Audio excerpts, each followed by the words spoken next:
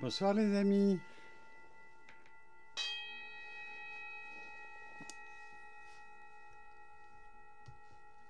Ceci est un hommage à Monsieur Philippe Alexandre Gendroc, que je salue bien bas. J'en profite également pour saluer très chaleureusement aussi Philippe Alexandre Gendroc, donc je l'ai dit, donc nous les bols tibétains.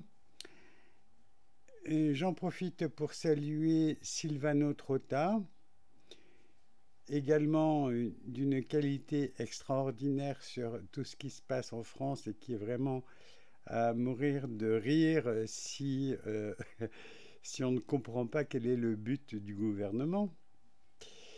Et donc je voulais vous faire un petit point de l'actualité aussi, et puis je voulais saluer aussi un énorme personnage très pédagogue et bien plus pédagogue que moi, qui s'appelle Jean-Jacques Crèvecoeur.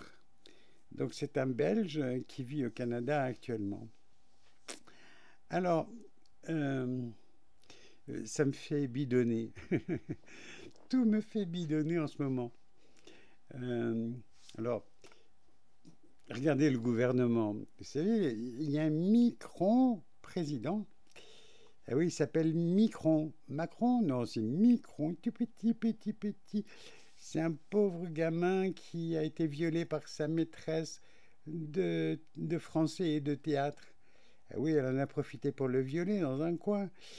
Et ben, le gamin, il est resté gamin et dans sa tête, il a 15 ans et à force, il est devenu pervers narcissique parce que il avait 1000 € d'argent de poche, paraît-il, quand il était étudiant. Donc il y a 20 ans en arrière, vous imaginez ce que ça fait 1000 €. Hein, c'est plus que les caissières qui sont à temps partiel parce qu'on ne veut pas les embaucher à temps plein. Alors il y a beaucoup de gens qui pleurent. Et ils pleurent pourquoi? Parce que le Plaquenil contre le coronavirus, on ne peut pas le trouver en pharmacie, c'est plus en vente libre. Avant, vous alliez à la pharmacie acheter un tube de dentifrice ou bien une brosse à dents, et puis vous prenez une plaquette de Plaquenil. C'était parce que vous alliez partir en Afrique et c'était pour lutter contre le paludisme. Et donc le Plaquenil, c'est donc extrait d'une plante, c'est la quinquina. Et alors, je vous ai préparé une petite surprise. Les médecins, les médecins, on vous a retiré le droit de prescrire du Plaquenil. Il n'y a que les hôpitaux qui ont le droit d'en avoir. Mais pas les EHPAD. Hein. Non, les EHPAD, on tue les vieux avec une petite piqûre, histoire de dire où ils ont le droit de trépasser tranquille. Hein. Voilà, c'est le Rivotril. Hein. Alors, je vous montre quelque chose. Je vous montre quelque chose. Ça s'affiche bien, vous arrivez à lire. Voilà. Et ben ça, c'est de l'écorce de quinquina, ça remplace le Plaquenil. Messieurs les médecins, on ne vous a pas appris la phytothérapie? Mais rappelez-vous le serment d'Hippocrate que vous avez fait. Qu'est-ce qu'il disait Hippocrate? Il disait « ta santé est dans ton assiette ». Alors moi je suis allé chez le marchand d'herbes, c'est l'herboriste, et lui, il m'a donné de la quinquina parce que je lui ai demandé de la quinquina. Mais il y a aussi l'armoise qui fonctionne très bien. Alors j'en ai commandé, mais elle est arrivée. Elle est arrivée, mais je ne l'ai pas encore pour vous la montrer. Alors, je vous montre l'écorce de quinquina. Hein, l'écorce de quinquina, comment ça se présente? Eh bien, c'est très simple. C'est des petits bouts de bois, donc des petits bouts d'écorce. Vous arrivez à voir? Voilà. C'est rouge. Enfin, la lumière, elle est un peu modifiée avec les lampes fluorescentes. Et donc c'est pour ça qu'elle ne paraît pas très rouge, mais elle est rouge. Elle est rougeâtre. Alors, messieurs les médecins, n'oubliez pas que ça a l'avantage de ne pas avoir d'inconvénients. Contrairement au médicament qui est vénéneux maintenant depuis le mois de janvier. Il est vénéneux, elle a dit la Buzyn. Et vous allez gober ça. Et le Conseil de l'ordre, il est complice de ce crime de haute trahison de la médecine. Donc les médecins, on vous dit, vous avez le droit de prescrire, vous avez fait le serment d'Hippocrate, et puis on vous dit, oh ben, aujourd'hui vous n'avez plus le droit de prescrire du Plaquenil parce que c'est pas bien. Et bientôt, demain, vous n'aurez plus le droit de prescrire de l'aspirine parce qu'il y a des effets secondaires dangereux. Ça peut faire des trous dans l'estomac, ça peut faire des saignements intempestifs, et donc c'est très dangereux, l'aspirine. Eh oui, voilà. Voilà où on en est. Alors, mesdames et messieurs, vous cherchez du Plaquenil, donc je vous ai montré l'écorce, et maintenant je vous montre où vous trouvez de la quinine, le picon. Alors le picon, c'est très connu au nord de la France parce que on en met une petite lichette à consommer avec modération, hein, ça fait 18 degrés quand même. Alors on en met une petite lichette et puis comme je suis ch'timi et je suis lillois, eh bien moi je rajoute un petit coup de bière. Ben, la ch'ti, évidemment, puisque je suis ch'ti. Donc, on se mélange la petite goutte et j'en profite pour dire une petite blague. La famille Petite Goutte a eu 4 filles. Comment elles se prénomment? Cherchez un petit peu. Trouvez pas? 4. Alors il y a Anne Tête Goutte, parce qu'on dit bien Anne Tête Goutte. Corinne, parce qu'on dit bien Corinne Tête Goutte. Justine, parce qu'on dit Justine Tête Goutte. Et puis Emma, parce que Emma Petite Goutte. Ça vous a plu? C'est Luste Cru. Alors, ce qui est très drôle, c'est que le gouvernement nous envoie des messages subliminaux. Vous savez, le porte-parole de l'Élysée qui s'est fait défoncer la porte avec soi-disant un engin de chantier, c'est pas du tout ça, c'est un Clark, hein, c'est juste pour soulever les palettes. Mais donc on vous a monté en bateau. Et ce Benjamin Griveaux, écoutez bien le son, Griveaux, Grivois, Griveaux, Grivois. Et ben voilà, il montre sa quéquette, et puis voilà, donc c'est bien Benjamin Grivois. Ils se sont trompés dans l'orthographe du nom. Mais alors ils ont trouvé mieux. Ils ont trouvé mieux, ils sont géniaux. Ils ont dit, bon, il faut trouver un autre porte-parole. Pour notre peuple, eh bien, on va prendre Sibeth, parce que le peuple est si bête. Voilà. Alors, j'accuse le Conseil de l'Ordre de ne pas avoir radié du Conseil de l'Ordre, avec interdiction d'exercice, l'ex-ministre Buzyn, qui est une sataniste. Alors, pourquoi c'est une sataniste? Parce qu'elle aime bien mettre la terreur dans la tête des gens. Elle dit qu'elle a pleuré, c'est marrant, elle a pleuré en partant du ministère, mais elle n'avait plus la paye qui allait avec, la voiture de fonction, et puis le chauffeur ou les chauffeurs qui vont avec. T'es pas jaloux, hein, le mari Buzyn, Lévy, hein? Sioniste ou passionniste, le Lévy? Allez, va savoir. Je te parie qu'il est sioniste. Je parie, hein. On verra bien. Allez, un petit goutte à la santé du Conseil de l'Ordre qui va radier du Conseil de l'Ordre la mère Buzyn. C'est ce qu'on espère et ce qu'on attend, hein.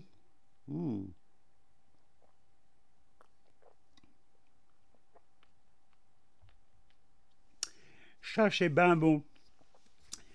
C'est un petit picombière. C'est comme ça qu'on dit dans l'Ache Nord, mais à Paris, ils connaissent aussi le picon. Alors, je vais vous raconter d'autres trucs intéressants. C'est que dans mon nom, je suis 2 fois mieux que Sarkozy. Eh oui, pourquoi je suis 2 fois mieux que Sarkozy? Parce que Sarkozy, dans son nom, il a un Y. Nicolas Sarkozy, il n'y a qu'un Y. Moi, j'ai le bol d'avoir 2 Y. Guy Denis. Oh, pétard.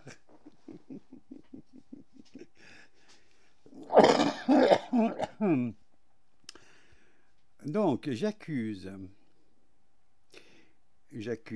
les médecins du Conseil de l'Ordre qui ne radient pas.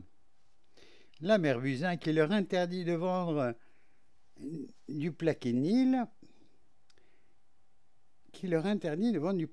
C'est comme si on disait, à partir du 1er janvier, tous les peintres ne pourront plus se servir de peinture à l'eau et seront obligés de prendre de la peinture à l'huile. Ben, c'est plus cher, mais la peinture à l'huile, c'est bien difficile, mais c'est bien plus beau que la peinture à l'eau. Voilà, ça c'était une chanson de mon enfance. J'espère que ça vous rappelle des souvenirs pour ceux qui ont passé un certain âge.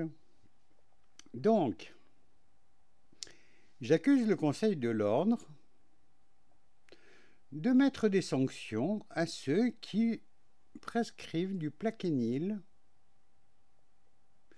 Ce sont des criminels, ceux qui font ça. Mais c'est un peu normal que ce soit des criminels, parce que vous savez de quand date le Conseil de l'Ordre des médecins? C'était sous quel régime? C'était sous le régime nazi, la Gestapo. Eh oui, c'est Pétain qui a mis ça en place. Oh, mais Pétain, il a fait des choses bien aussi. Hein. Il a cassé l'herboristerie en France. Et je vous ai montré qu'on pouvait avoir de la quinine dans la nature, parce que c'est le principe actif du Plaquenil.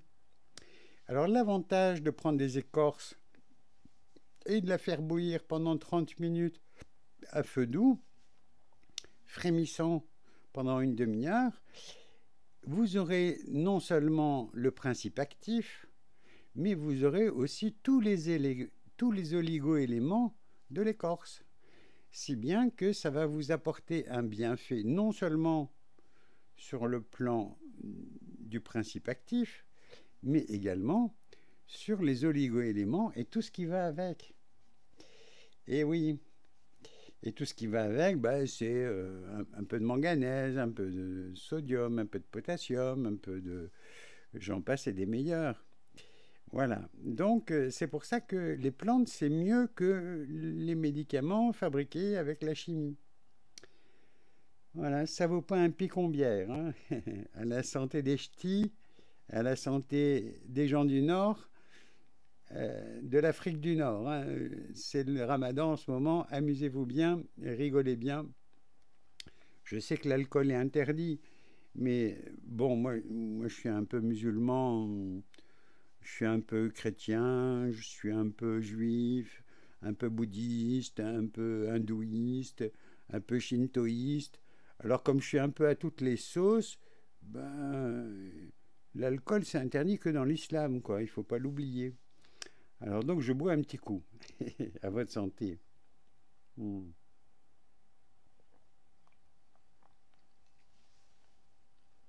Bon, alors vous allez me dire, oui, mais alors, les plantes. Si on ne peut pas avoir l'azithromycine sans ordonnance, comment on fait? L'azithromycine, c'est un antibiotique antiviral. Alors vous avez l'huile essentielle de Ravinsara, mais vous avez mieux, vous avez l'armoise. L'armoise, c'est quoi? Artemisia. Artemisia, c'est donc la plante que les Gaulois avaient quand ils avaient de la fièvre. Et donc c'est antiviral, c'est antiseptique, c'est antibiotique. C'est génial, quoi. Donc, Artemisia, alors c'est quoi la famille d'Artemisia? Ben, vous avez Artemisia annua. Annua, c'est celle qui est annuelle, qu'il faut ressemer tous les ans. Alors en Afrique, ils ont Artemisia afra. Alors là, c'est un buisson. Et ce buisson, il est intéressant parce qu'il dure très longtemps. Et donc, il suffit de casser une petite branche, d'en faire une infusion tous les 2 jours et on n'a pas le palu. Et puis, on n'aura pas le coronavirus aussi.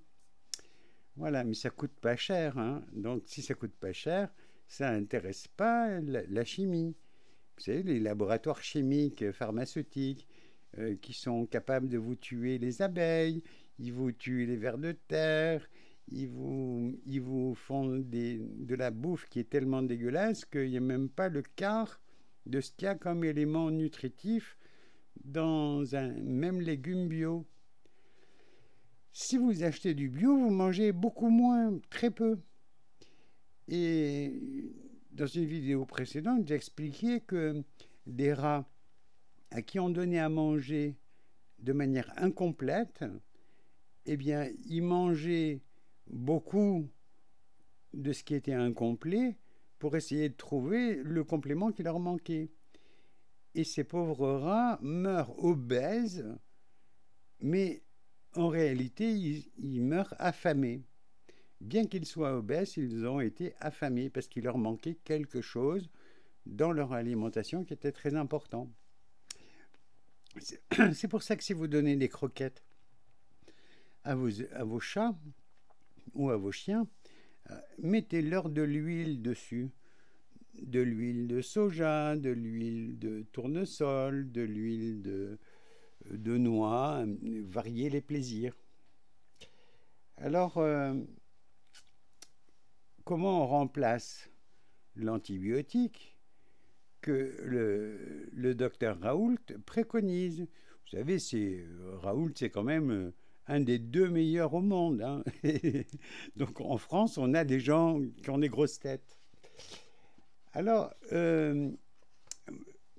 la vitamine C, c'est évidemment ce qu'il y a dans votre assiette. Donc, vous savez, le serment d'Hippocrate, ta santé est dans ton assiette. Donc, il faut manger un peu de tout. Et donc, la vitamine C, vous la trouvez dans le kiwi, dans les agrumes, orange, citron, pamplemousse, clémentine, mandarine, j'en passe et les meilleurs. Et vous en trouvez aussi dans l'oignon. L'oignon cru en contient beaucoup. Et l'oignon cru a un avantage extraordinaire, c'est qu'il contient du soufre. Et si vous coupez un oignon, vous le mettez dans votre chambre en automne, jusqu'au printemps, et vous verrez que vous n'aurez pas la grippe. Et oui, vous n'aurez pas la grippe avec un demi-oignon coupé dans votre chambre. Et après, fin de printemps, vous le jetez à la poubelle, il n'y a plus de grippe. Alors, je vous montre aussi quelque chose d'intéressant. Alors, qu'est-ce que c'est que le saule? Alors, le saule, c'est un arbre. C'est un arbre qui pousse les pieds dans l'eau, au bord des rivières. Et vous avez une variété plus jolie, plus décorative, c'est le saule pleureur. Donc, l'écorce de saule, c'est pareil. Écorce de quinquina, là, c'est écorce de saule. Eh bien, l'écorce de saule, ça remplace 3 médicaments. Ça remplace l'aspirine, le Doliprane, le Dafalgan, enfin, vous l'appelez comme vous voulez. Donc, c'est un antidouleur. Ça remplace l'anti-inflammatoire. Vous savez, c'est le Mopral, toutes ces choses comme ça. Enfin, non, pas le Mopral, les anti-inflammatoires non stéroïdiens. Et troisième fonction de l'écorce de saule, et donc de l'aspirine, c'est que ça fluidifie le sang, ça empêche les caillots, ça empêche les phlébites. Et on s'est rendu compte que dans le coronavirus, justement, il y avait des problèmes de caillots, de micro-caillots qui se formaient au niveau des alvéoles pulmonaires. C'est pour ça qu'on avait des images pas possibles. Et donc, et les doigts bleus aussi, les doigts qui ont plus l'impression de fonctionner correctement. Alors, ce qui est très marrant, c'est que l'écorce de saule, il faut une cuillère à soupe dans 1 litre d'eau froide et vous faites bouillir 10 minutes et vous laissez reposer une demi-heure après. Et après, vous filtrez, vous buvez. Un demi-verre le matin, un demi-verre à midi, un demi-verre le soir, en fonction de la douleur, en fonction de l'état grippal que vous avez. Voilà. Et puis, alors, je vous montre d'autres préparations, parce que ils savent faire quand même. Hein. Alors, pour éviter d'avoir des bronchites, vous savez, on vous vend des vaccins contre les pneumonies, tout ça, mais ce sont des poisons, les vaccins. Pourquoi ce sont des poisons? Juste regardez les statistiques. En 1960, aux USA, on avait 1 cas d'autisme pour 100 000 vaccins attribués. Et aujourd'hui, il ne faut pas 100 000 vaccins pour avoir 1 cas d'autisme. Non, non. C'est au bout de 32 vaccinés qu'il y a 1 cas d'autisme. Alors, qu'est-ce qu'ils ont mis dans les vaccins? Si vous cherchez, vous verrez qu'il y a des bouquins comme La vérité vous affranchira, de Claire Séverac. Il y a Claire Séverac a écrit Guerre secrète contre les peuples. Et donc c'est une guerre réelle. Et tout ça c'est pour gagner du pognon. Et La vérité vous affranchira, c'est Philippe-Alexandre Gendroc qui a écrit cet ouvrage magnifique. Donc voilà, donc vous n'avez pas de quinquina, vous n'avez pas de plaquenil, le médecin vous empêche.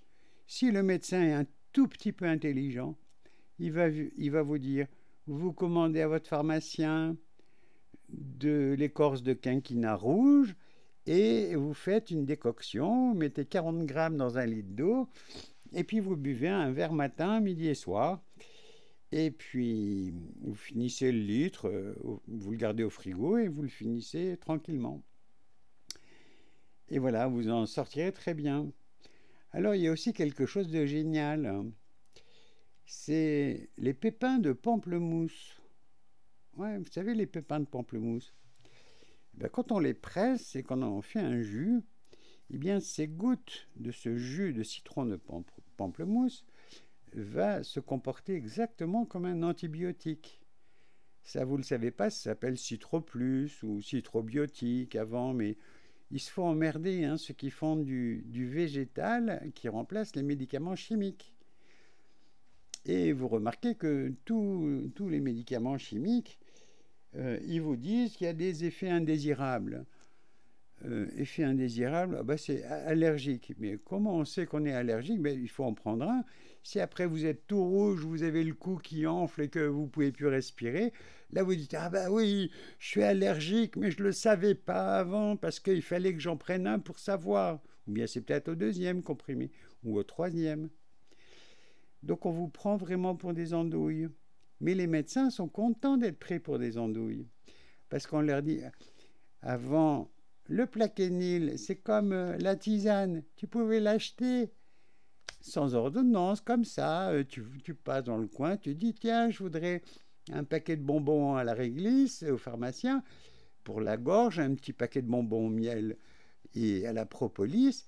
Et puis, tiens, je prendrais bien une boîte de plaquenil parce que je vais partir en Afrique. Et donc, ils vous vendaient la boîte sans ordonnance, sans rien. Du jour au lendemain, la mère Buzyn, elle a dit « Oh, non, c'est interdit. T'es trop con, mon pauvre médecin de ville, maintenant t'es trop con. J'ai dit que t'étais trop con, t'as plus le droit de vendre, t'as plus le droit de prescrire ça pour que les gens se fassent rembourser. Non, et ils ont le droit de se servir du plaquenil, mais seulement à l'hôpital. Et seulement s'ils sont en train de crever. Voilà. Alors que quand ils sont en train de crever, c'est trop tard. Il faut le prendre un peu avant. Enfin, voilà. Voilà dans quel monde on est. Alors donc, j'accuse les médecins d'être complices de ces ordures. Et je vous amène juste à réfléchir un petit peu. qui est-ce qui reste content dans ce pays? Alors vous avez les policiers, on ne leur a pas payé leurs heures supplémentaires, ils ont des millions d'heures supplémentaires qui ne sont pas payées. Alors ils ont fait un jour de grève, histoire de manifester un peu, alors on leur a donné un petit peu de sous pour les calmer. Mais on n'a pas payé leurs heures supplémentaires. Alors légalement, qu'est-ce qu'ils doivent faire, les pauvres flics? Ils doivent saisir le tribunal du travail, le tribunal administratif, pardon. C'est le tribunal du travail comme les prud'hommes, mais pour l'administration, c'est le tribunal administratif qui est capable de statuer. Et donc ils doivent saisir en disant, voilà, le gouvernement me fait travailler sans me payer, donc je suis considéré comme un esclave, et je suis très content de toujours obéir à ses ordres, mais surtout je ne revendique pas au tribunal. Et oui, parce que vous savez que pour rentrer dans la police, eh ben, le concours d'entrée, il faut 8 sur 20 seulement. Alors 8 sur 20, ben, tentez votre chance, hein, si vous êtes sans boulot, tentez votre chance. Il suffit d'avoir un peu de mémoire. Vous savez, un magnétophone, là, il faut apprendre par cœur. Bon, ceux qui savent apprendre par cœur, ils peuvent devenir médecins, ils peuvent devenir historiens, ils peuvent devenir policiers aussi. Eh oui, parce qu'il faut savoir la loi, donc le code civil. Alors j'ai essayé de faire une interrogation orale à 3 policiers pour leur demander de me citer l'article 1 du code civil. Bon, il y en a qu'une qui savait. Une. Voilà. Une sur trois fonctionnaires de police. Alors, est-ce que la police sert à protéger le peuple ou, au contraire, elle sert à opprimer le peuple? Bah, écoutez, depuis les Gilets jaunes, on a vu les yeux éborgnés, les mains arrachées.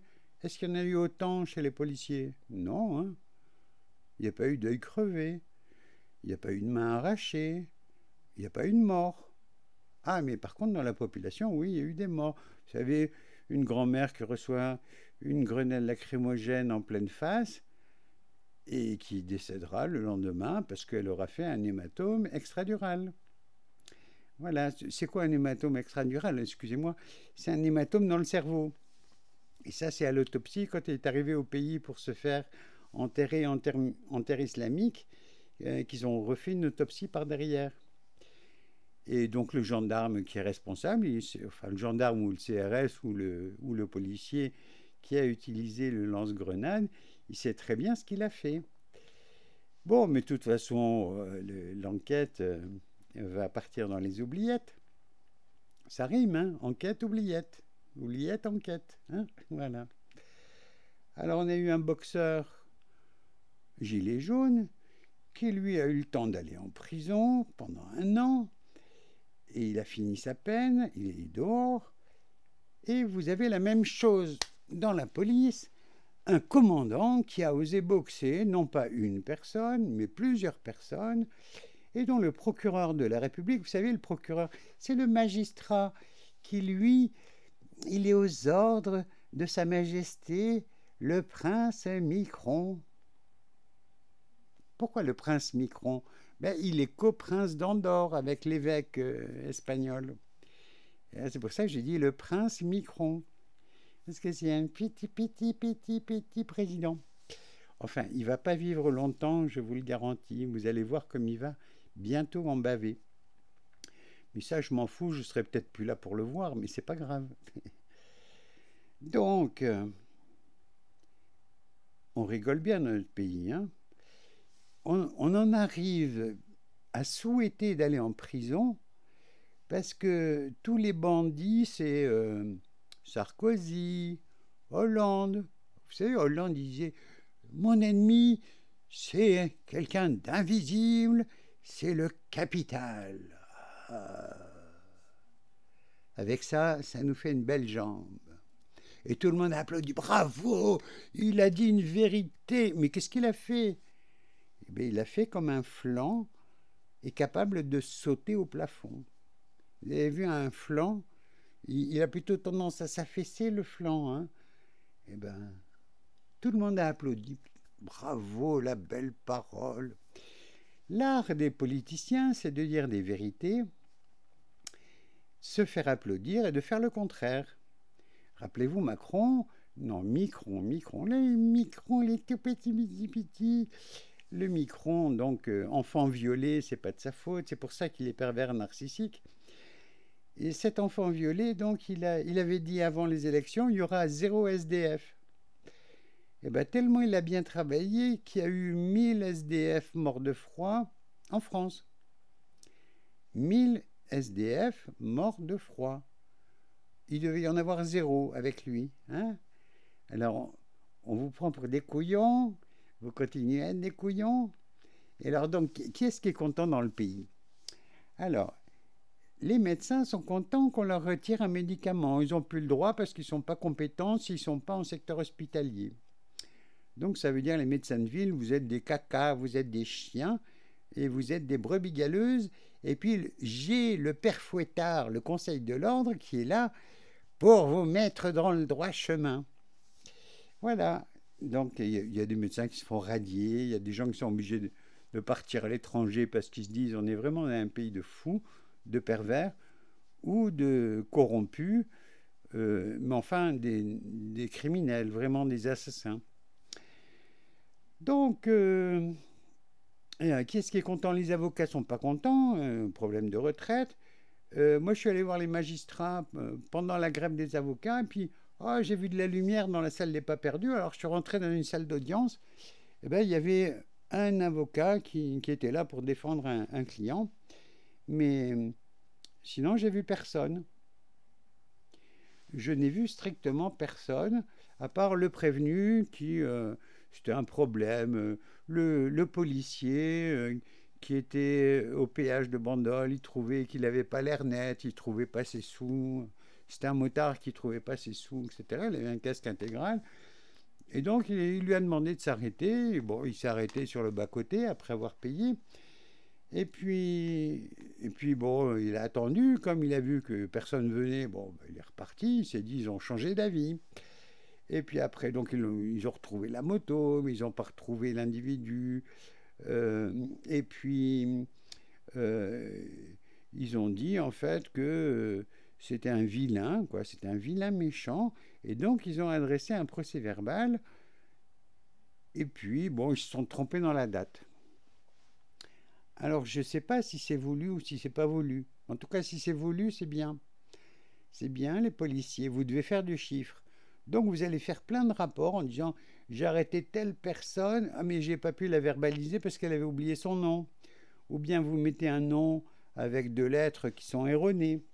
Ou bien vous vous trompez de date de naissance volontairement ou involontairement, hein, évidemment, devant la hiérarchie, ce sera involontaire parce qu'il faisait froid, le stylo marchait mal, ou bien parce que vous avez reçu un coup de coude, donc au lieu d'être un 6 ou un 3, c'est devenu un 9, enfin bref, vous ne savez pas, ou vous avez une crotte de pigeon qui vous est tombée dessus, donc vous allez trouver des bonnes excuses pour que vos procès-verbaux qui vont faire rentrer des sous dans la Micronie, eh bien, vous allez faire en sorte que ça fonctionne. Voilà. Donc, j'ai accusé 2 députés de La République En Marche d'être des criminels, d'avoir voté la loi 11 vaccins. Mais l'une d'entre les deux, elle savait que c'était toxique, les vaccins. Donc, c'est pour ça qu'elle a dit « je ne veux pas qu'on vote ». Alors vite, il y a eu un huis clos au sein de La République En Marche.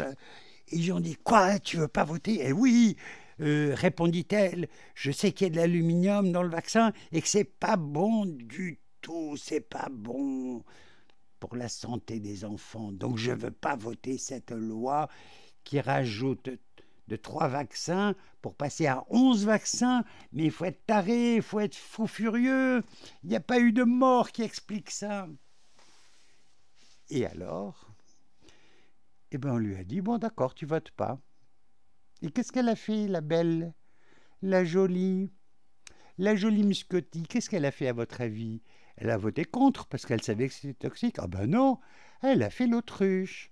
Elle a dit, oh, je ne veux pas voir, je sais, mais je ne verrai rien, je ne verrai rien et je n'entendrai rien. J'ai pas entendu qu'il fallait voter, j'ai pas vu que c'était à mon tour d'aller voter et j'ai oublié de dire que c'était toxique à mon âme et conscience. Mais peut-être que j'ai pas de conscience. Peut-être ça le problème. Alors, qu'est-ce qu'ils font nos politiciens sur les bancs de l'Assemblée ? Ils bavardent, ils causent, ils s'invectivent, ils font un cinéma extraordinaire. Mais il n'y a qu'un seul, un seul député quand même courageux, c'est Franck Marlin, qui appartient au groupe Les Républicains, qui lui a eu le courage de dire « mais moi je vais destituer Macron, parce que c'est un fou furieux.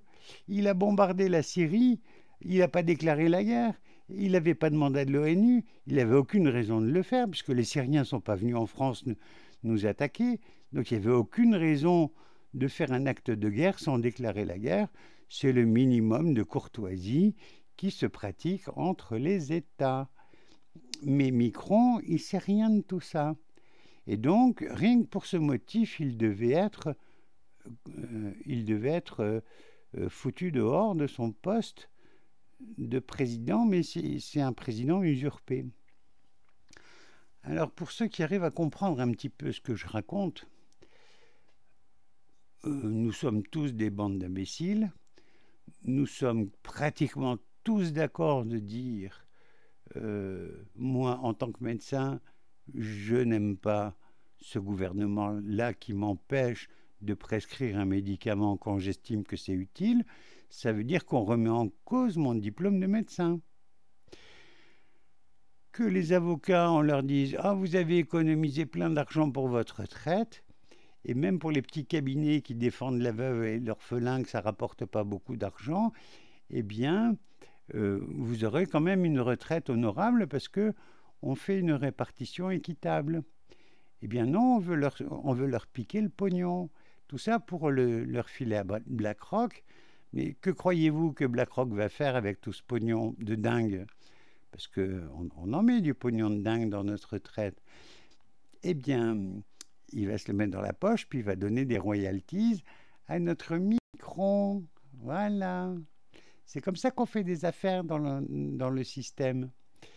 Et puis, tiens, les copains, ils m'ont dit j'aimerais bien que tu me vendes quelque chose qui appartient à l'État où je suis sûr de gagner de l'argent. Tiens, j'ai ce qu'il te faut. Je vais te vendre la Française des Jeux.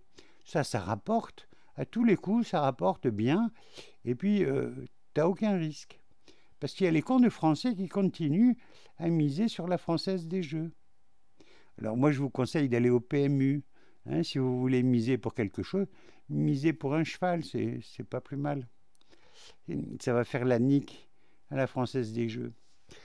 Il faut couler la Française des Jeux, il faut arrêter de jouer. C'est vous gagner un coup sur les 36 000 du mois. Voilà. Donc, alors les médecins ne sont pas contents, les avocats ne sont pas contents. Avant, qu'est-ce qu'il y a eu ? Les infirmières... Non, les pompiers n'étaient pas contents. Et avant, il y avait eu les infirmières qui n'étaient pas contentes. Et puis, pendant tout ce temps-là, il y a eu toujours les gilets jaunes qui se joignaient à tous les mouvements. Et pourquoi les gilets jaunes, ils n'étaient pas contents ? Ça a démarré pour le coup de l'augmentation de l'essence, vous savez, le prix de l'essence. Alors, c'est pas tellement normal qu'on fasse payer au peuple une taxe carbone, enfin une taxe soi-disant de réchauffement climatique, et puis qu'on n'applique pas les mêmes taxes pour ceux qui ont des bateaux, des yachts, des bateaux à moteur qui font faire beaucoup de bruit dans la mer et la polluer copieusement l'été. Je ne parle pas des voiliers, je parle des bateaux à moteur qui font plein de boucans. Je ne parle pas des marins-pêcheurs qui, eux, c'est leur outil de travail. C'est normal qu'ils soient détaxés. Mais ce n'est pas normal que celui qui a un yacht ne paye pas la même taxe que tous les autres pollueurs. Et puis les avions, ceux qui vont en avion, moi aussi je suis allé en avion, je suis allé à Bali. En fait, ça me fait penser, j'avais un litige avec une assurance qui m'a envoyé un, un expert, lequel expert était tellement doué qu'au pifomètre, comme ça, en voyant, en regardant, oui, le parallélisme, il est correct. Voilà. Et puis en fait, il n'était pas correct du tout. Mais ça, à quoi ça sert ce système d'assurance? C'est, on met un expert qui fait exprès de mettre la moitié des choses dans l'expertise, et puis après, vous êtes obligé de prendre un contre-expert, donc un expert indépendant qui ne travaille pas en cheville avec une assurance, mais c'est voulu. Vous ne comprenez pas que c'est voulu, parce que le pauvre expert indépendant, s'il n'y a pas un de ses collègues de promotion qui dit bon, tu vas voir, je vais faire exprès d'oublier plein de détails, comme ça tu es sûr de pouvoir travailler, parce que les gens, il y en a bien au moins 2 sur 10 qui vont râler et qui vont dire non, je ne vais pas me laisser avoir quand même. Et donc ça fait marcher le commerce. Comprenez, les copains de promotion, il faut bien qu'ils bossent, hein, ceux qui n'ont pas pu rentrer en se mettant à quatre pattes devant un groupe. Je vous dis, la pire assurance, c'est Allianz. Et moi, j'avais assuré un camping-car, donc Quattro, chez Quattro Assurance. Vous savez, c'est une filiale de Allianz. Mais alors, vous savez, les banquiers, les banquiers, ce sont les pires voleurs de la planète. Ils vous prêtent de l'argent, ils disent, mais on va garder votre argent, mais pour le garder, bon, on demande à être payé. Ah bah oui, il faut qu'on soit payé pour garder votre pognon. Ah ouais, mais si vous voulez dire, bah non, j'ai pas besoin de banquier pour garder mon argent, je le laisse chez moi.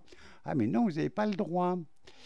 Parce que tout salaire doit être versé obligatoirement, c'est la loi, doit être versé sur un compte bancaire. Et donc, si vous avez un compte bancaire qui est obligatoire, eh bien, on vous a imposé, donc, un impôt privé de banque obligatoire. C'est bien, non? Hein? C'est assez génial. Alors, qui est-ce qui a eu cette idée extraordinaire de dire, tiens, on va plumer les Français? Eh bien, c'est Pompidou, Georges Pompidou. Georges Pompidou, il a dit, oh, la France emprunte à 0% à la Banque de France. Eh bien, dorénavant, on va emprunter aux banques privées moyennant un intérêt. Et maintenant, on paye que les intérêts, mais la dette, on la remboursera jamais. Voilà. Et voilà, on vous dit, on est endetté, il faut faire des économies. Mais non, vous plaisantez. C'est voulu. C'est complètement voulu. Et donc, le point commun de Pompidou avec la banque Rothschild, c'est qu'il a été formé par la banque Rothschild. Et Micron, le Micron président actuel, pareil, on lui a dit, tu veux faire fortune, mon petit gars, hein? Tu vas faire fortune, tu vas voir. Allez, on va te mettre le pied à l'étrier, tu vas pouvoir piller la France tranquillement, puis après, on va faire comme en Grèce, on va faire main basse sur toute la population. On va supprimer les fonctionnaires, donc les flics. Attendez-vous, les flics, à voir votre carrière s'achever rapidement, parce qu'il n'y aura plus de sous. Et puis, bon, les infirmiers, les médecins, dans les hôpitaux, on ferme les hôpitaux, les petits hôpitaux de province. Alors, c'est très marrant, ça. Parce que à quoi ça sert de fermer les petits hôpitaux de province? Eh bien, ça sert à pouvoir permettre au corps médical d'ouvrir une clinique sans avoir à la construire. Elle est déjà toute fournie, clé en main. Donc, on ferme les hôpitaux, comme ça, le secteur privé peut racheter. Et là, il y a un policier très intelligent qui m'a dit « Ah ben oui, si c'est le secteur privé, ça va faire des économies à notre sécurité sociale. » Mais il n'a rien compris, le pauvre gars. Il n'a rien compris, parce que quand on ouvre le secteur privé a le droit de passer en secteur B. Le secteur B, c'est quoi? Il a le droit de facturer ce qu'il a envie. S'il veut doubler ou tripler le prix, ben, si vous n'avez pas de mutuelle qui vous paye le double ou le triple de ce que ça vaut, eh ben, vous l'aurez dans l'os. Donc ça veut dire que ceux qui sont dans des petites villes où il y avait un hôpital et puis qu'on a dit ben, on le ferme parce qu'ils ne travaillent pas assez, c'est de la fumisterie et c'est complètement débile. Mais c'est sciemment débile. C'est pour faire plaisir aux copains qu'ils puissent avoir un hôpital clé en main et puis qu'ils le déguisent en clinique privée. Comme ça, les gens seront obligés d'aller à proximité, donc dans cet hôpital-là, dans cet hôpital devenu clinique, et ils seront obligés de passer au porte-monnaie, et donc la sécurité sociale, comme ça, s'effondre. Ça veut dire que euh, les remboursements de la sécurité sociale, c'est clopinette. Alors, vous vous rappelez les promesses aussi, on devait avoir les lunettes remboursées par la sécurité sociale, et puis les prothèses auditives éventuellement, et puis les prothèses dentaires éventuellement. Et bien tout ça, c'est du pipeau. Alors, vous avez compris. Donc les dentistes et les prothésistes dentaires, ils ne sont pas contents parce qu'ils auraient du boulot, parce que tous les sans-dents qu'il y a en France, eh bien, ils travailleraient très bien, ils gagneraient bien leur vie. Mais tout est fait pour démolir l'économie.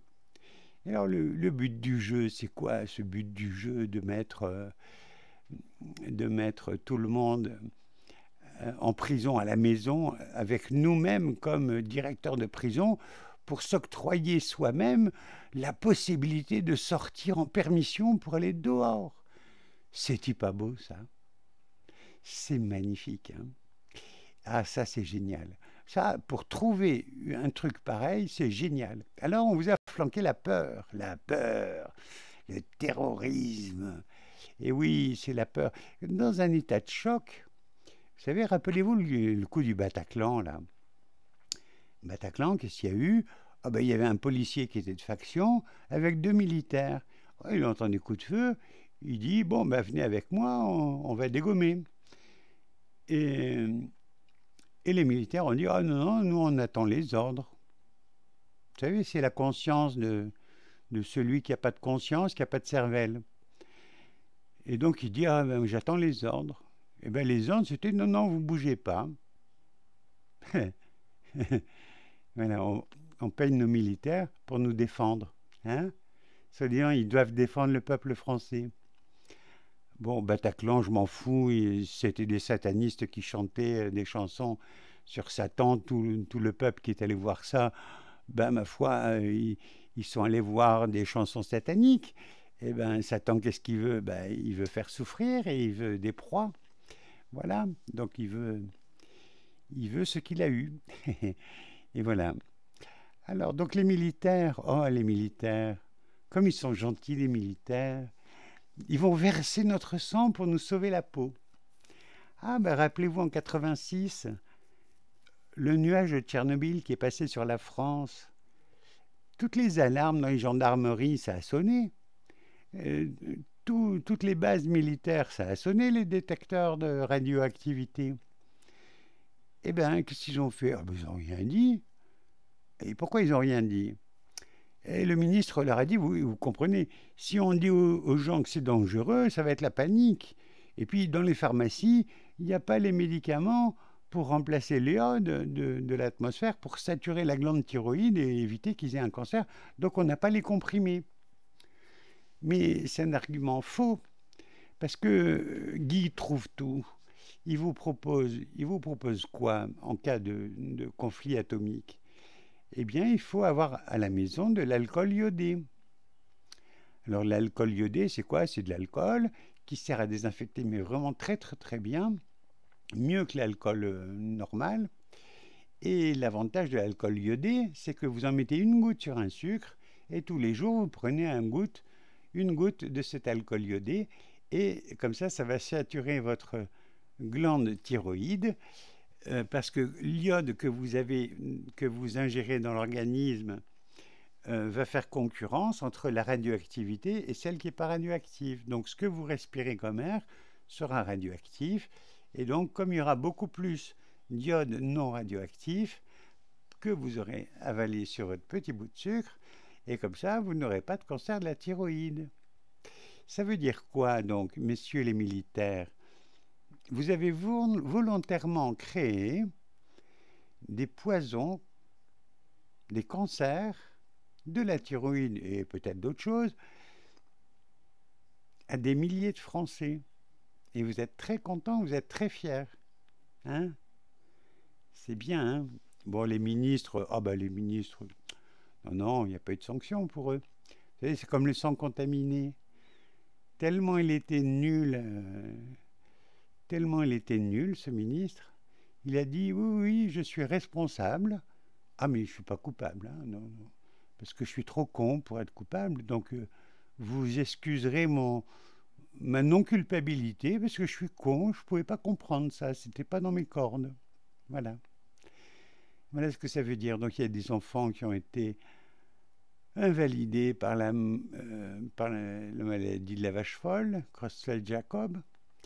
Et puis vous avez eu plein de gens qui ont attrapé le sida, comme ça. Voilà.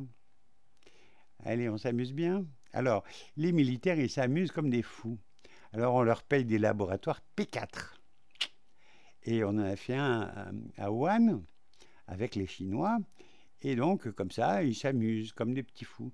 Puis de temps en temps, il y en a un qui dit, tiens, je vais faire un petit coup de terrorisme, allez, hop, je vais balancer un virus pour voir ce que ça fait en vrai, quoi. Eh bien, la mère Buzyn, qu'est-ce qu'elle a fait?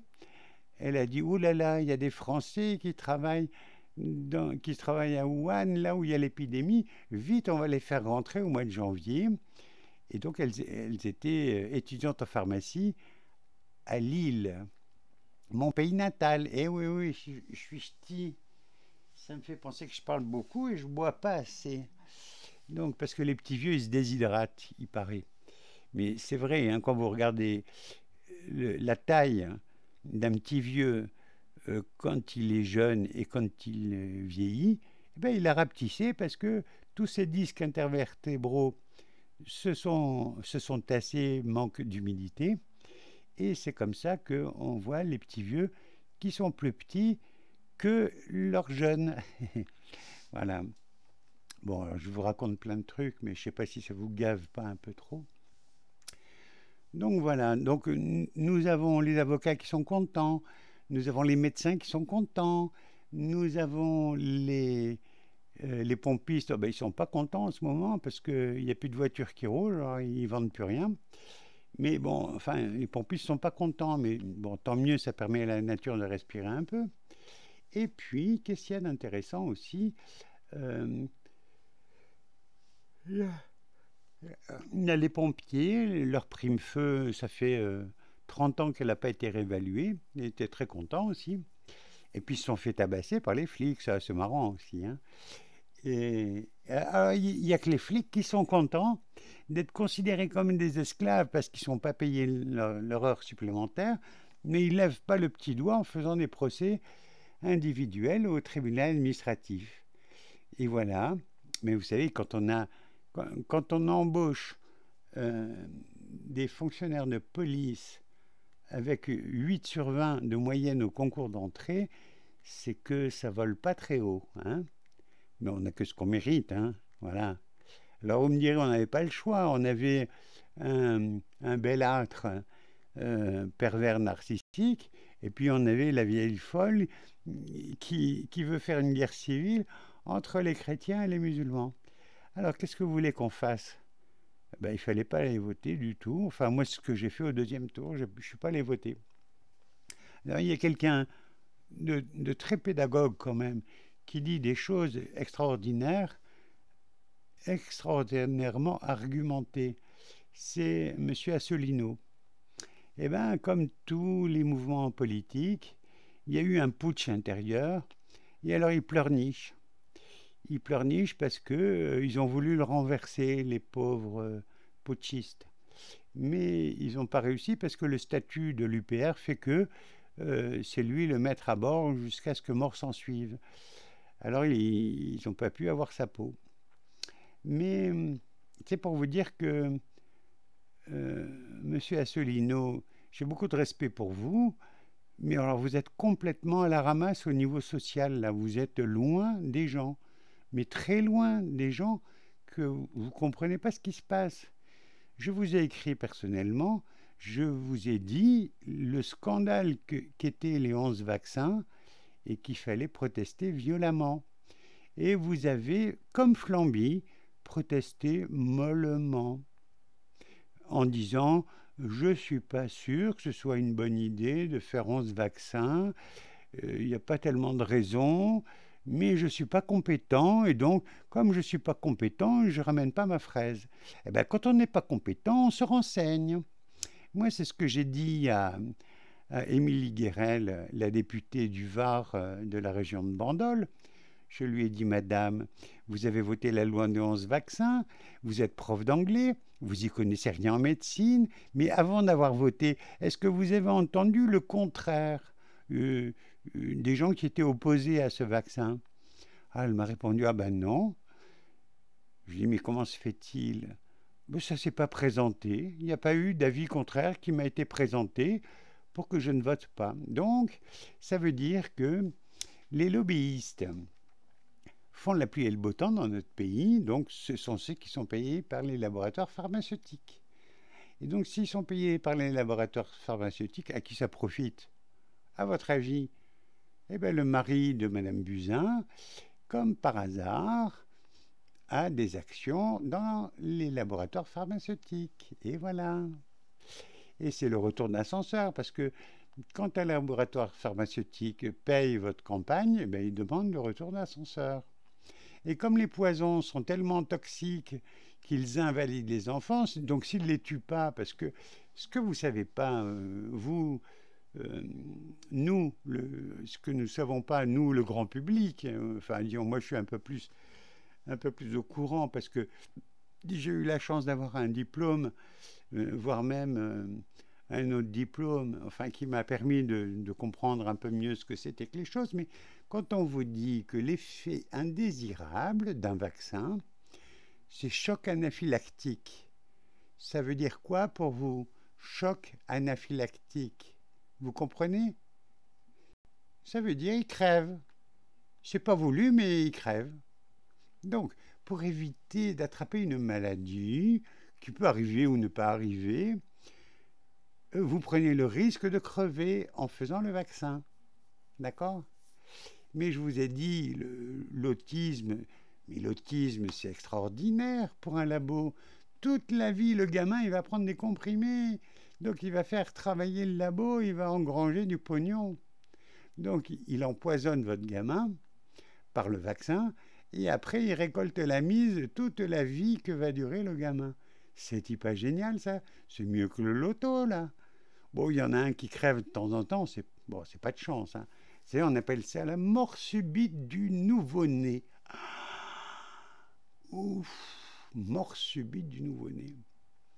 Alors, ce qui est très marrant, c'est qu'on voit dans les maladies comme Alzheimer, des choses comme ça, on voit qu'il y a beaucoup de zinc. Alors, il y a des gens qui disent que, ouais, il faut prendre du zinc comme oligo-élément en cas de grippe. Eh ben, moi, je dis non.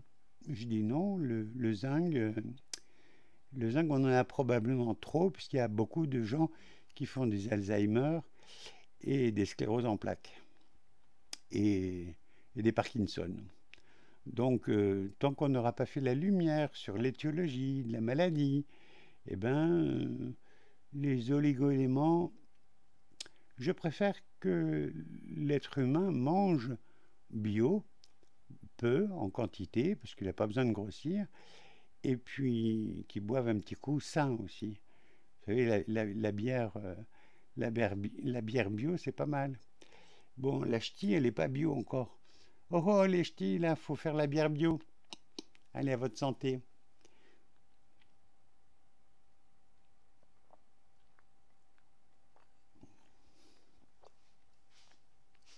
Alors, vous me direz ce qui nous arrive, c'est qu'on a un Sarkozy qui est un bandit. Avec ses valises, il n'est toujours pas jugé. Mais c'est ça, les joies d'un avocat, c'est que ça fait durer le plaisir aussi longtemps que ça veut. Vous savez, un report d'audience, un certificat de maladie, il n'a pas pu venir parce qu'il était malade. Le coup d'après, c'est ah ben, je récuse mon avocat parce que il n'a pas bien compris, donc j'en prends un autre et je demande un renvoi dans un mois ou deux que le nouvel avocat prenne connaissance du dossier. Et puis après, on trouve des formes pour faire reculer l'échéance d'un jugement quelconque. Et ça, les avocats sont très bien placés pour le savoir. Voilà, autant il y a le copinage entre les experts automobiles qui font exprès de ne pas dire ce qu'ils voient, pour qu'il y ait une expertise, pour que leur copain qui est au chômage, l'autre expert indépendant, puisse gagner sa croûte grâce à lui. Et on ne sait pas s'il n'y a pas des rétrocessions d'honneur entre eux. Enfin, c'est très marrant. Alors, et ce qui est marrant, c'est que le tarif d'un expert va être de 300 euros, par exemple. Et puis, oh ben, si vous vous mettez un peu, que vous lui demandez des comptes à cet expert-là, et que vous êtes mieux expert que lui, parce que vous voyez bien qu'il déconne un petit peu lui aussi, eh bien, ah ben, tout de suite, il multiplie par 3 ses, ses prétentions d'honoraires. C'est comique, mais c'est marrant. Alors, l'avocate spécialiste des assurances, là, je lui disais, oh, j'ai bien envie de faire un procès euh, à, ces experts. Et puis, elle m'a dit, ouais, bon, il faut compter dans les 7 000 euros. Alors, bon, j'ai regardé ce que je pouvais avoir pour 7 000 euros. Eh ben, ma femme et moi, on pouvait se payer 10 jours à Bali, tout frais payé. Ah bon, on s'est dit, bon, qu'est-ce qu'on fait? On va se faire chier à aller traîner dans les tribunaux, où on sait que les juges francs-maçons font la pluie et le beau temps dans les prétoires, donc on est sûr que la justice ne sera pas impartiale, ça c'est certain, et on est sûr aussi que ne trempe pas dans la magouille l'avocat qui vous défend et l'avocat de la partie adverse qui s'arrange entre eux en disant je t'arrange ce coup-là et le coup d'après tu me renvoies l'ascenseur. Et donc c'est comme ça que ça marche un peu dans le milieu de la France. Et voilà comment on fait du côté de Marseille. Et je suis un peu à l'est de Marseille parce que je suis à Toulonnais. Et voilà. Donc, si vous comptez sur la justice en France, vous voyez bien que le commandant Andrieux de la police nationale de Toulon, le boxeur, qui n'avait pas le droit de boxer gratuitement, comme ça, eh bien, il n'est toujours pas jugé. C'est marrant, ça, un fonctionnaire de police qui n'est pas jugé, c'est incroyable. Mais par contre, le Kidam, l'ancien champion de boxe, héros national, ah ben non, non, lui, il est allé en prison et puis il a purgé sa peine, manu militari.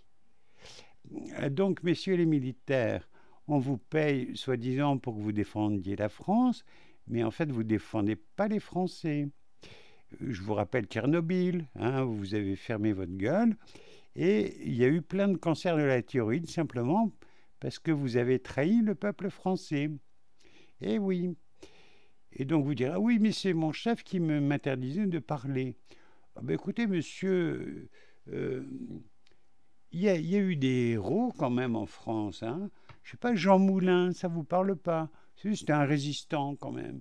Ah mais lui, s'il ouvrait sa grande gueule, il se faisait fusiller, il se faisait exécuter, torturé par la Gestapo, et il se faisait fusiller. Mais d'autres héros comme ça, il y en a eu plein. Mais vous, qu'est-ce que vous risquez? Vous risquez quoi? D'être viré de l'administration? Et alors? Vous êtes viré de l'armée? Et alors? Et alors? Vous dormirez pas mieux? Non, vous dormirez pas mieux. Bon, enfin bref, ça c'est votre problème. Hein. C'est votre âme et conscience. Mais quand on est capable d'envoyer des gens s'entretuer, c'est risible pour ceux qui les commandent. Je dis, ouais, ils vont s'entretuer, c'est rigolo. Voilà, vous vous rendez pas compte. Et ce qui est plus rigolo, c'est que vous défendez en fait Lafarge, vous défendez Areva, vous défendez tout sauf la France, hein, vous défendez que le pognon. Et le pognon, on ne vous donne pas de miettes. Ah si, pardon. on vous paye 3 fois mieux quand vous êtes en mission extérieure. Ça, c'est vrai. Donc, vous en profitez bien. Vous dites, je m'en fous, je gagne ma vie, c'est ça. Donc, c'est pas un idéal. Donc, vous êtes des ordures aussi, comme Sarkozy, comme Hollande. Hein? Voilà, les gendarmes, vous êtes contents? Bon. Bon, enfin bref, donc, il vaut mieux être en prison actuellement. Parce que, en dehors de la prison, il n'y a que des bandits, pour ainsi dire. Donc voilà, moi je rêve d'aller faire un séjour en prison. C'est pour ça que j'ouvre ma gueule, parce que je j'ai absolument pas peur de la prison et j'ai pas peur de la mort. Parce qu'on est un jour et on meurt un autre jour, et pendant ce temps-là, ben, soit on est un homme debout, et puis on dit ce qu'on pense, et puis on dit non, je suis pas d'accord, et on essaye de résister du mieux qu'on peut, ou bien on baisse son pantalon et on se fait sodomiser. Voilà, voilà ce que c'est. Voilà, donc il y a beaucoup de gens qui se font sodomiser, mais je crois qu'ils aiment ça. Oui, c'est pour ça l'inversion des valeurs, c'est marrant, hein, l'inversion des valeurs, ça c'est très comique. Qui est-ce qui parlait de l'inversion des valeurs? Ah bah, tiens, comme par hasard, les Saintes Écritures.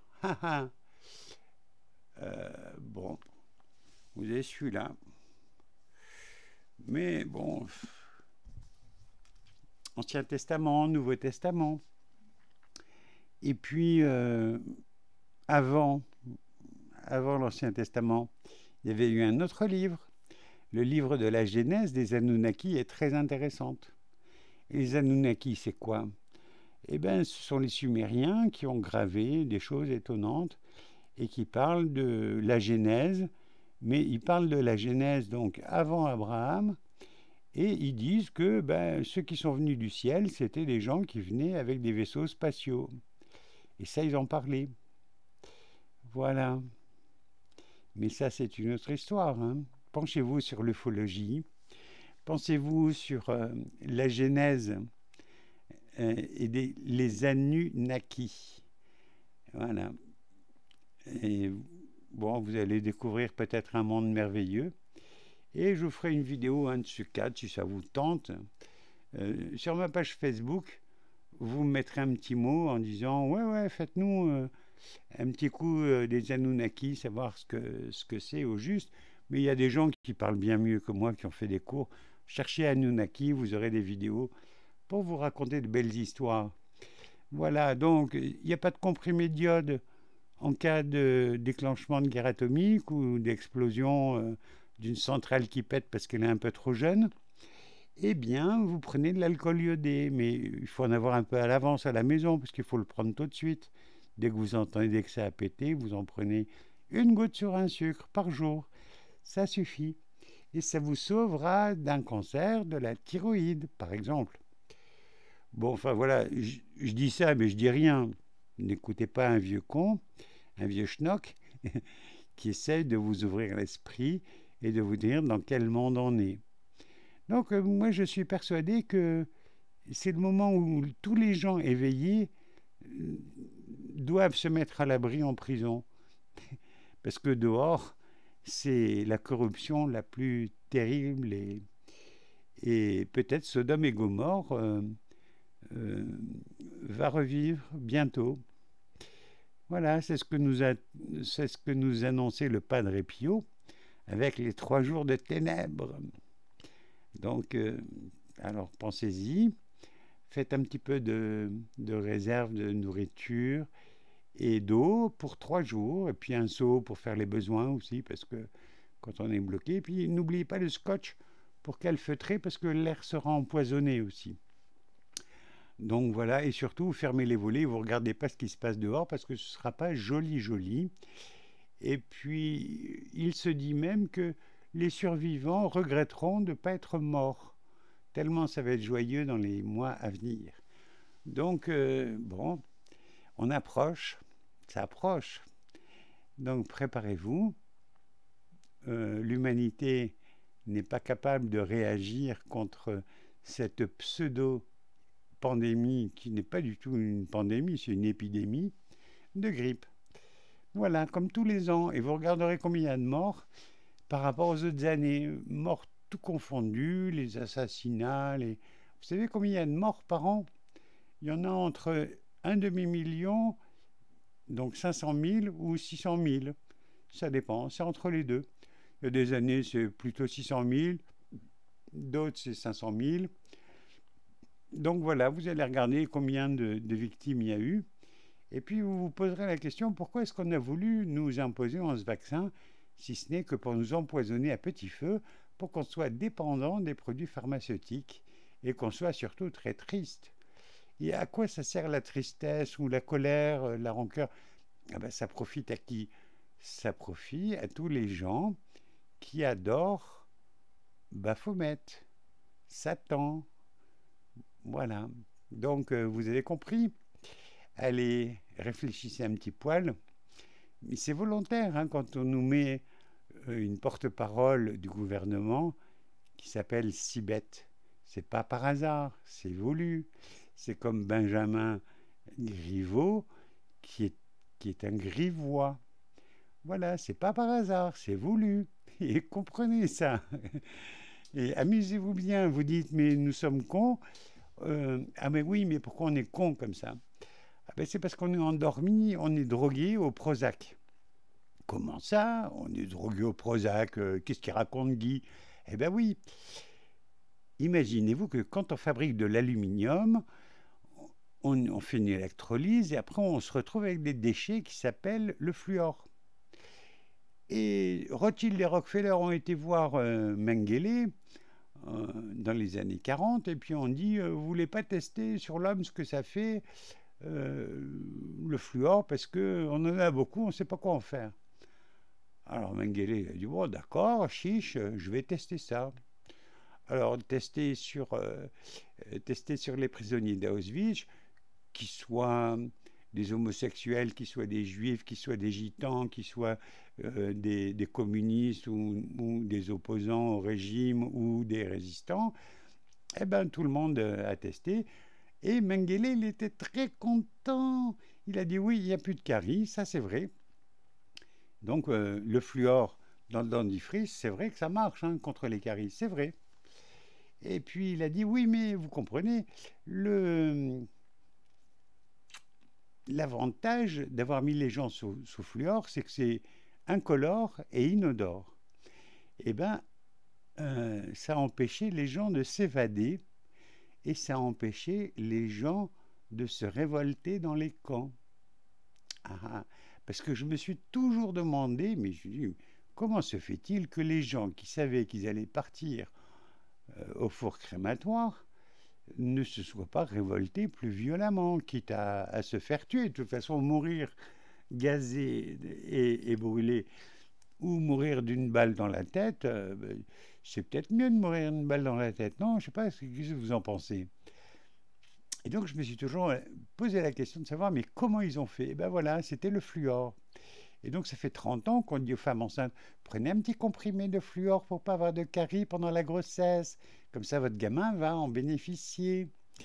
Et puis, et donc, ça se calcifie, et ça fait une calcification au niveau de la glande pinéale. Vous savez, la glande pinéale, c'est le petit point que les hindous mettent là, ça veut dire que c'est le troisième œil qui est ouvert. Ah, mais oui, mais il fallait éteindre le troisième œil. C'est quoi le troisième œil? C'est l'intuition, c'est la voyance, la télépathie. C'est plein de choses qui sont excellentes. C'est celles qui vous permettent de vous relier au divin. Et donc, c'est pour ça que les églises ferment, parce que plus personne ne va à l'église, parce que drogué au Prozac. Voilà. Ah oui, mais cherchez Prozac, composition du Prozac, égale fluor. Ça, il faut comprendre. Voilà. Allez. Amusez-vous bien. Mais vous savez, c'est pas parce qu'on est sous Prozac qu'on ne peut pas se suicider. Le suicide fait partie des inconvénients de prendre du Prozac. On peut se suicider quand même. Ça n'endort pas vraiment. Mais ça, en tout cas, ça calme la révolte. Ça calme le peuple. C'est pour ça qu'il y a eu si peu de gilets jaunes, quoi. C'est pour ça qu'il y a si peu de gens qui sont réveillés. Réveillés de cet empoisonnement au Prozac, hein, j'entends. Voilà, allez, amusez-vous bien. En tout cas, les maires qui ont fait des arrêtés à la con, là, vous êtes des criminels parce que vous avez empêché les gens de constituer un équilibre psychique, un équilibre vitaminique. Donc vous êtes à la fois coupable et responsable des drames qui se passent dans les maisons. Voilà, mais ça fait plaisir à Satan. Plus il y a de gens malheureux sur Terre, plus ils sont contents. Plus il y a de pédosatanistes qui abusent d'enfants, qui les violent, qui les trucident, qui les torturent pour avoir des avantages relatifs concernant leur survie ou leur jeunesse apparente, ce sont des fous furieux. Mais il faut de tout pour faire un monde. Donc on est dans un monde duel. Il y a le bien, le mal. Eh bien, il faut savoir dans quel camp vous êtes, si vous voulez faire le bien ou le mal. Alors si jamais vous voulez vous flinguer, vous les policiers, là, vous avez le droit, hein, vous avez la liberté, comme tout le monde. Mais avant de vous flinguer, faites le ménage, virez les grosses têtes de votre commissariat, hein, celles qui sont les plus pourries. Vous les flinguez et après vous flinguez. Vous rendrez service à l'humanité. Mais bon, c'est peut-être trop demandé. Et puis les gendarmes, il y a un gendarme qui s'est flingué avec son arme de service. Il était dans un ministère.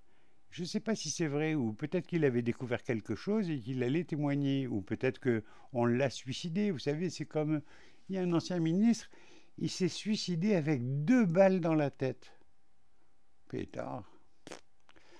Je sais pas, on se tire une balle dans la tête, normalement on n'est pas en état de s'en tirer une deuxième. Ah, mais lui, il a fait fort. Hein. Il a fait très fort. Bon, alors ceux qui sont un peu curieux, ils devraient chercher un petit peu qu'est-ce que ça veut dire le mot gladio. G-L-A-D-I-O.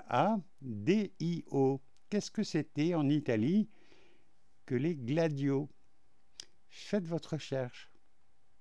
Vous voulez faire court, vous n'avez pas envie de chercher, allez, je vous donne tout cuit. Eh bien, il a été démontré que ceux qui ont fait les attentats en Italie dans les années 70-80, c'était l'armée secrète de l'OTAN. Eh oui, on cotise pour l'OTAN. Vous savez, les Américains, là, c'est eux qui font la pluie et le beau temps en Europe. Eh bien, c'est grâce à Gladio qu'on a eu la pluie et le beau temps. Et puis, on nous a essayé de fabriquer des attentats comme l'hypercacher, comme le Bataclan. Mais tout ça, c'est programmé, c'est voulu, c'est organisé. Voilà. Mais je ne suis pas complotiste, non, non. Je dis les complots. Allez, cherchez la vérité, messieurs, dames. Amusez-vous bien. J'espère que je vous ai amusé un petit peu, instruit peut-être. Et puis, je vous souhaite de faire de beaux rêves. Bonne nuit.